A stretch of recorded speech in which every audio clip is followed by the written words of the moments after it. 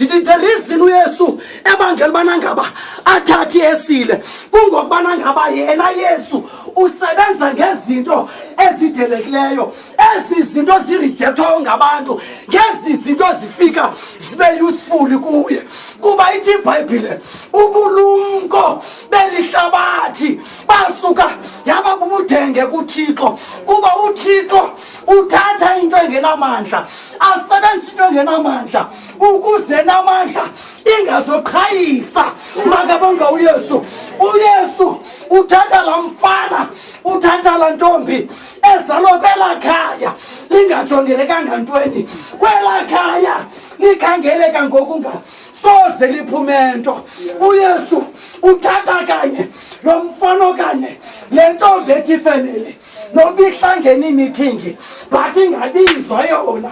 Makabonga uYesu, ingabalelekithini izwi layo lingavakala. uYesu uthanda abantu abanjalo.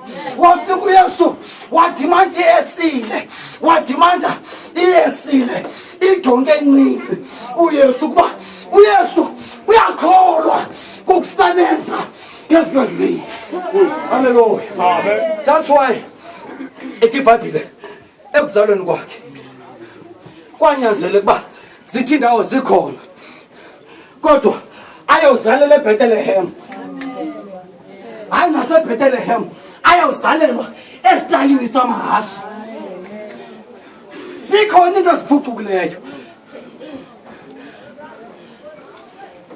Wathi umzalwane xa eva ngoYesu waseNazaretha wathi ngaba ikhona into elungileyo engaziphume eNazaretha.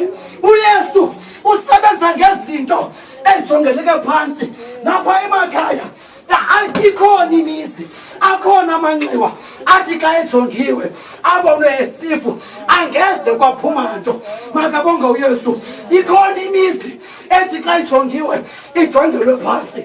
uYesu ukholwa kukuphakamisa izinto eziphansi ukuze aziphakamise.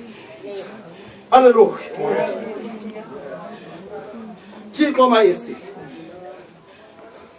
Thixo omayesile. Thona umculi xa iculayo athi igama lakho ungudeliwe apha kodwa ezulwini ungulindiwe.